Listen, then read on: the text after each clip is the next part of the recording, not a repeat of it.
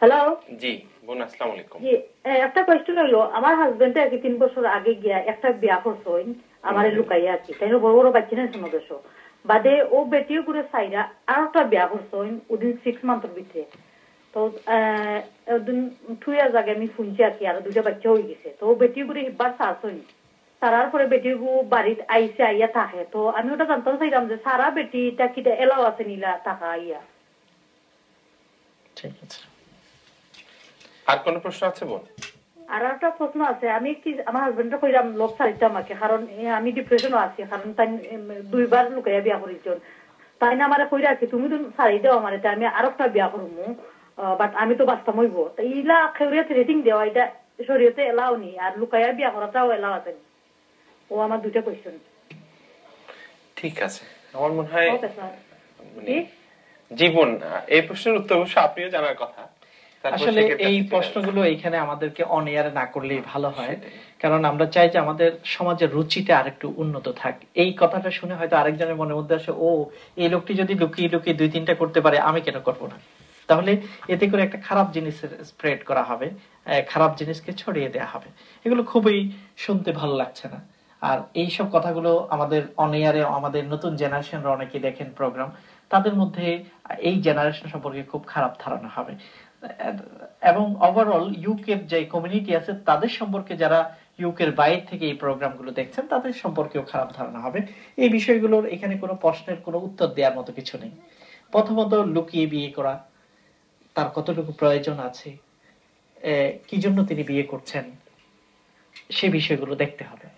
আর দ্বিতীয় হলো, তালাক দেওয়ার পরে আবার তার সাথে সংসার করা, কি ধরনের তালাক তিনি দিয়েছিলেন সেগুলো দেখতে হবে।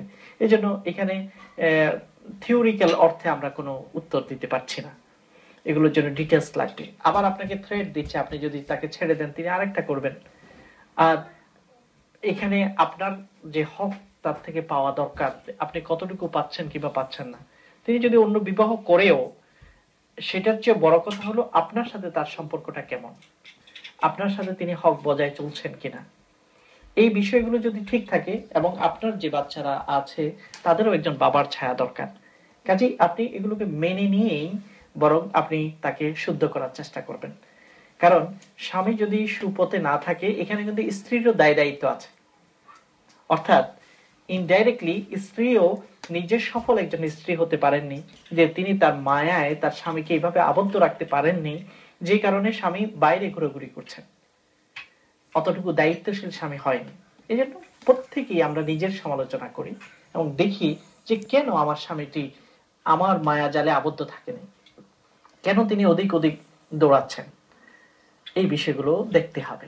কারণ প্রতিটি বোনরা যারা দেখছেন, প্রতিটি স্ত্রী যারা দেখছেন, তাদেরকে এটা আমাদেরকে বলতে হবে যে স্ত্রীর প্রভাবে স্বামী কিন্তু খুব প্রভাবিত হয়। আমরা দেখেছি অনেক ভালো স্ত্রীর কারণে বিপদে থাকা স্বামীটি খুব ভালো পরহেজগার হয়েছে। এরকম হাজারো দৃষ্টান্ত আপনি খুঁজে পাবেন। তা আপনার স্বামীকে আপনি সুপথে আনতে না পারার কিছুটা দায় দায়িত্ব আপনাকে গ্রহণ করতে হবে। শুধু অভিযোগের ফিরিস্তি দিলে হবে না, বরং এই অভিযোগগুলোকে কিভাবে আমি বুদ্ধি দিয়ে তাকে সুশৃঙ্খল করতে পারি, সেই জন্য আমাকে কৌশল অবলম্বন করতে হবে।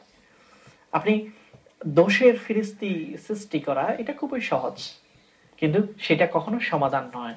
সমাধান হলো এই দুষ্ট ছেলেটাকে কি করে মানুষ বানাতে হবে, এই বিষয়টা আমাদের খেয়াল করতে হবে। এই জন্য আল্লাহ তাআলা আপনাকেও শান্তি দিন, এবং এই জাতীয় সমস্যাগ্রস্ত যেসব নারীরা আছেন, আল্লাহ সবাই ঘরে সংসারে শান্তি দিন, এটাই আমাদের মনে জাত থাকবে।